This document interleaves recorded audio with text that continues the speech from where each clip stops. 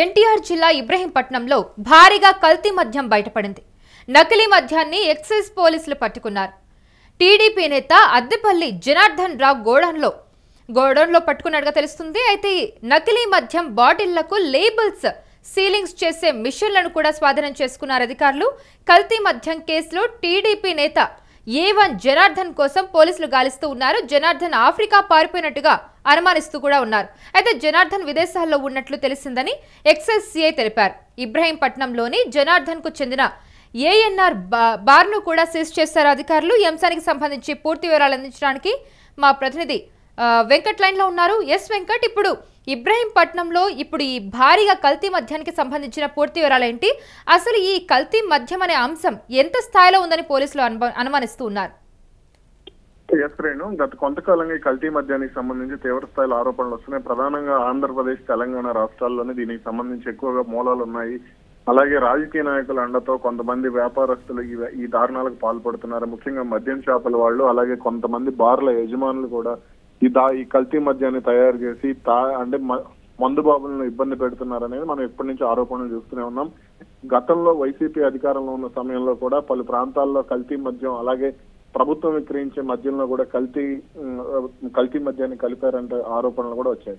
ఇక ఇప్పుడు టీడీపీ కూటమి అధికారంలోకి వచ్చిన తర్వాత కూడా ఇదే స్థాయిలో అంటే గతంలో కంటే ఇప్పుడు భారీగా కల్తీ మద్యం అనేది జరుగుతోంది. కల్తీ మద్యాన్ని ఎక్కువగా విక్రయిస్తున్నారనే ఆరోపణలు ఉన్నాయి. ఈ నేపథ్యంలోనే తాజాగా అన్నమయ్య జిల్లా మదనపల్లిలో ఇప్పుడు ఉమ్మడి కృష్ణా జిల్లాలో ఈ భారీగా మద్యం దొరికింది. దీనికి సంబంధించి ఇప్పటికే కొంతమందిని అదుపులోకి తీసుకున్న పోలీసులు మరికొంతమంది కోసం కూడా గాలిస్తున్నట్టు తెలుస్తోంది.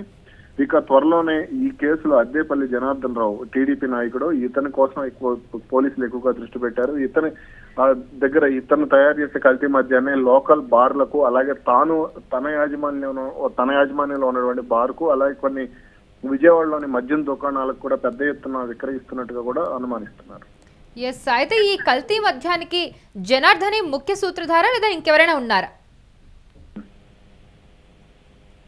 హలో, ఎస్ వెంకట్, అయితే ఈ కల్తీ మద్యానికి సంబంధించి ఈ A1 గా ఉన్న జనార్దనే ముఖ్య సూత్రధార లేదంటే ఇంకెవరైనా కూడా ఉన్నారా?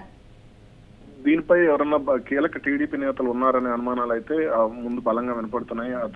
అంటే టీడీపీ నాయకులు అండ, లేదంటే అధికార పార్టీ నాయకులు, మిగిలిన అధికార పార్టీ నాయకులు అండ లేకపోతే ఈ స్థాయిలో కల్తీ మద్యాన్ని, అది కూడా విజయవాడ నగర సమీపంలో తయారు చేయడం అనేది అసాధ్యం అనే విషయం స్పష్టంగా అర్థమవుతుంది. ఎందుకంటే అమరావతికి దగ్గరగా ఉండే ప్రాంతం ఇబ్రహీంపట్నం, అలాగే ఇటు విజయవాడ నగరానికి దగ్గరగా ఉండే ప్రాంతం, రాజధాని దగ్గరగా ఉండే ప్రాంతంలో ఈ స్థాయిలో కల్తీ మద్యం తయారవుతుంది అంటే ఖచ్చితంగా టీడీపీ కీలక అంటే ఎవరైతే అగ్ర నాయకులు, జిల్లా నాయకులు కానీ లేదా రాష్ట్ర స్థాయి నాయకులు కానీ వాళ్ళ అండ ఉంటేనే ఇది సాధ్యం అవుతుంది అనేది స్పష్టంగా అర్థమవుతుంది.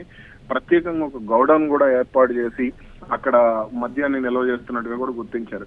ఇక్కడ ఆశ్చర్యకరమైన విషయం ఏంటి అంటే నకిలీ మద్యం బాటిళ్లకు ఒక సీలింగ్, అంటే మామూలుగా బాటిల్ పై సీల్ వేసే హోలోగ్రామ్ కానీ, లేదంటే కొన్ని బ్రాండ్లకు సంబంధించిన స్టిక్కర్లు కానీ వాళ్లే తయారు చేసుకుని వాళ్లే మద్యాన్ని విక్రయిస్తున్నట్టుగా కూడా గుర్తించారు. దీనికి సంబంధించి పలు స్టిక్కర్లను, అలాగే కెపాసిటీ కలిగిన అంటే 35 లీటర్ల కెపాసిటీ కలిగిన క్యాన్లను, వీటన్నిటిని కూడా సీజ్ చేయడం జరిగింది. కౌశల్య, ఎస్, అయితే ఈ కల్తీ మద్యంలో ఎలాంటి బ్రాండ్ల స్టిక్కర్లను వాళ్ళు తయారు చేశారు? అంటే ఎలాంటి బ్రాండ్లకు సంబంధించి కల్తీ మద్యాన్ని తయారు చేయడం జరిగింది? అక్కడ ఫుల్ బాటిల్ 800 నుంచి పైన ఉన్న బ్రాండ్లకు సంబంధించి కల్తీ మద్యాన్ని ఎక్కువగా తయారు చేస్తున్నట్టు గుర్తించారు. అక్కడ 800 నుంచి 1500, 1600 విలువ చేసే 1600 రూపాయలు విలువ చేసే కల్తీ మద్యం ఒరిజినల్ బ్రాండ్లనే వీళ్ళు కల్తీ చేస్తున్నట్టుగా కూడా తెలుస్తుంది. వీరికి స్థానికంగా ఉండే కొంతమంది మద్యం, అంటే ఇప్పుడు బార్ల యజమానుల దగ్గర ఖాళీ బాటిల్ ఎక్కువగా దొరుకుతాయి. వాళ్ళు ఎప్పుడేంటంటే వెళ్తే ఒక పెగ్గు, 2 పెగ్గులు ఇట్లా పోసి విక్రయిస్తూ ఉంటారు బార్లలో. ఇప్పుడు వాళ్ళ దగ్గరికి వెళ్తే అసలు స్టిక్కర్ ఖచ్చితంగా ఒరిజినల్ స్టిక్కర్ దొరుకుతుంది. వాటి ఆధారంగా అక్కడ ఒరిజినల్ స్టిక్కరే కాదు, అసలు బాటిల్ కూడా శుభ్రంగా దాన్ని ఒక తడిగుడ్డతో తుడిచేస్తే అది కొత్త బాటిల్లోనే ఉంటుంది. ఇప్పుడు వాటిని తీసుకెళ్లి విక్రయిస్తున్నట్టుగా కూడా అనుమానాలు వస్తున్నాయి. అయితే ఈ కల్తీ మద్యం అంతా కూడా ఎక్కడ విక్రయిస్తున్నారు వీళ్ళు? ముఖ్యంగా మొత్తం అటు ఎన్టీఆర్ జిల్లాలోనే ఇబ్రహీంపట్నంలో కానీ, విజయవాడ నగరంలో కానీ ఎక్కువగా రద్దీగా ఉండే షాపుల్లోనే వీటి విక్రయాలు అయితే జరుగుతున్నట్టు కూడా అనుమానాలు వస్తున్నాయి. ముఖ్యంగా సాధారణంగా ఏంటి అంటే మద్యం, ఇప్పుడు మందు బాబులు పాత మద్యం అయితే దాన్ని ఎక్కువగా ఇష్టపడుతూ ఉంటారు. కొన్ని సంవత్సరం క్రితం మద్యం లేదా 2 సంవత్సరాల క్రితం అయితే రుచి బాగుంటుంది అనే ఫీలింగ్ ఎక్కువగా ఉంటుంది, టేస్ట్ బాగుంటుంది అనే ఫీలింగ్ ఎక్కువగా ఉంటుంది, అలాగే తాగినందుకు ఒక వాల్యూ కూడా ఉంటుందనే ఫీలింగ్ ఎక్కువగా ఉంటుంది. కాబట్టి వాటిని ఇష్టపడతారు. అందుకే ఇప్పుడు గత ఏడాది తయారైన బాటిల్స్ అలా కూటమి అధికారంలోకి వచ్చిన తర్వాత నుంచి ఆ బాటిల్స్ అన్ని కూడా బార్ల దగ్గర సేకరించి వాటిలోనే ఎక్కువగా కల్తీ మద్యాన్ని నింపుతున్నట్లు కూడా అనుమానాలు వస్తాయి. ఎస్, అయితే ఈ మొత్తానికి రాజకీయంగా కూడా ఏమైనా ప్రభావం చూపించే అవకాశం ఉందా ఈ పర్టికులర్ అంశం? ఎందుకంటే ఇందులో టీడీపీ ముఖ్య నేతలు ఇన్వాల్వ్ అయ్యారని కూడా తెలుస్తూ ఉంది. సో మరి వాళ్ళు రాజకీయంగా ఏదైనా ప్రభావం చూపించే అవకాశం ఉందా ఈ కేసుకు సంబంధించి? ఖచ్చితంగా ఇది రాజకీయంగా ప్రభావం చూపించే అంశమే. ఎందుకనంటే ఇటీవల అన్నమయ్య జిల్లాలో 2 రోజుల క్రితమే అన్నమయ్య జిల్లాలో ఒక నకిలీ మద్యాన్ని టీడీపీ నేతలే తయారు చేసి విక్రయిస్తున్నట్టుగా తంబళపల్లి నియోజకవర్గ టీడీపీ ఇన్ఛార్జ్ అతను కూడా అలాగే మద్యాన్ని ఒక అనంతపురం రోడ్ లో ఒక గోడౌన్ తీసుకుని అక్కడే ఒక దాబాన్ని మూసేసిన దాబాన్ని తీసుకుని అక్కడే మద్యాన్ని తయారు చేస్తున్నట్లుగా కూడా పట్టుకున్నారు. ఆ తర్వాత టీడీపీ వాళ్ళని సస్పెండ్ చేసి ఇప్పుడు ఇబ్రహీంపట్నంలో కూడా ఇదే స్థాయిలో నకిలీ మద్యాన్ని తయారు చేస్తున్న పరిస్థితి ఉంది. ఖచ్చితంగా ఇది రాజకీయ ప్రకంపనలో అటు వైసీపీకి ఇది ఖచ్చితంగా బలం చేకూర్చే అవకాశం ఉంది. అలాగే దీనిపై అటు విపక్షాల కాంగ్రెస్ కానీ లేదా వామపక్షాలు కానీ వీళ్ళందరూ కూడా ప్రభుత్వాన్ని టార్గెట్ చేసి విమర్శించే సూచనలు అయితే కనపడుతున్నాయి. దీనికి సంబంధించి ముఖ్యంగా టీడీపీ నేతలే 2 సందర్భాల్లో అటు రాయలసీమలో కానీ ఇటు ఇబ్రహీంపట్నంలో కానీ ఇటు కృష్ణా జిల్లాలో కానీ టీడీపీ నేతలు కీలక పాత్ర పోషించడంతో అటు ప్రభుత్వానికి ఖచ్చితంగా తలనొప్పిగా మారే అవకాశాలే ఉన్నాయి. ఎస్, అయితే రాష్ట్రంలో ఈ కల్తీ మద్యం కేంద్రాలు ఇతర ప్లేసెస్ లో ఏమైనా ఉన్నాయా, లేదంటే 1-2 ప్లేసెస్ లో మాత్రమే గమనించారు ఇప్పటి వరకు? అటు ముఖ్యమంత్రి చంద్రబాబు నాయుడు ఆదేశాల మేరకు మొత్తం రాష్ట్ర వ్యాప్తంగా కూడా సోదాలు జరుగుతున్నాయి.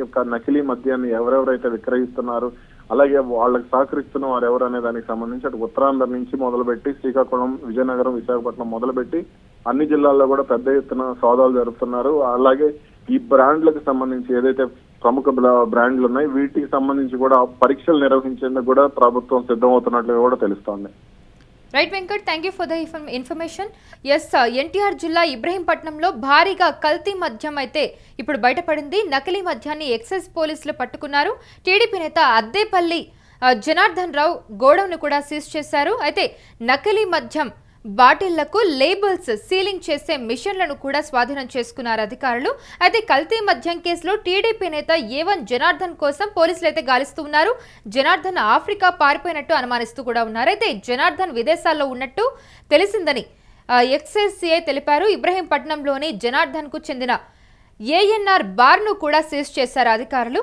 అయితే మరోవైపు అన్నమయ్య జిల్లా తంబళ్లపల్లెలో ఎక్సైజ్ దాడులు అయితే కొనసాగుతూ ఉన్నాయి. నకిలీ మద్యం తయారీ డంప్ వద్ద బయటపడ్డ డైరీ ఆధారంగా ఎక్సైజ్ పోలీసులు సోదాలు చేపట్టారు. అయితే PTM మండలం సోంపల్లి గ్రామంలో బెల్ట్ షాప్ పై ఎక్సైజ్ అధికారులు దాడులు నిర్వహించారు. పక్క జిల్లాలకు కూడా కల్తీ మద్యం సరఫరా చేస్తున్నట్టు ఆధారాలు కూడా లభ్యమయ్యాయి. సో మొత్తానికైతే ఈ ఏపీ నకిలీ మద్యం కేసు అయితే మరోసారి సంచలనంగా మారిందని చెప్పొచ్చు. ఇందులో ముఖ్య టీడీపీ నేతలు ఉన్నట్టుగా తెలుస్తుంది ఈ కల్తీ మద్యానికి సంబంధించిన అంశంలో. సో చూడాలి మరి ఇది రాజకీయంగా కూడా ప్రకంపనలు సృష్టించే అవకాశం అయితే చాలా కనిపిస్తూనే ఉంది. సో మరి పలు చోట్ల కూడా ఇలానే కల్తీ మద్యం తయారు చేస్తున్నట్టుగా కూడా సమాచారాలు అయితే అందుతూ ఉన్నాయి.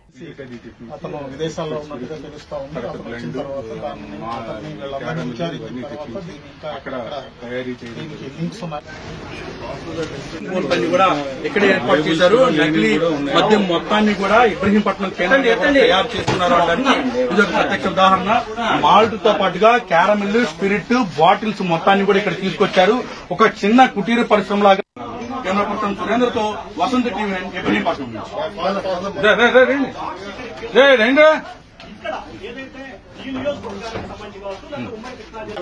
మొత్తం ఎంటైర్ తయారు చేసి బ్లెండ్ చేసి ఏం చెప్తారు ఈ మొత్తం గోడౌన్లో అంతా కూడా స్టోర్ చేశారు.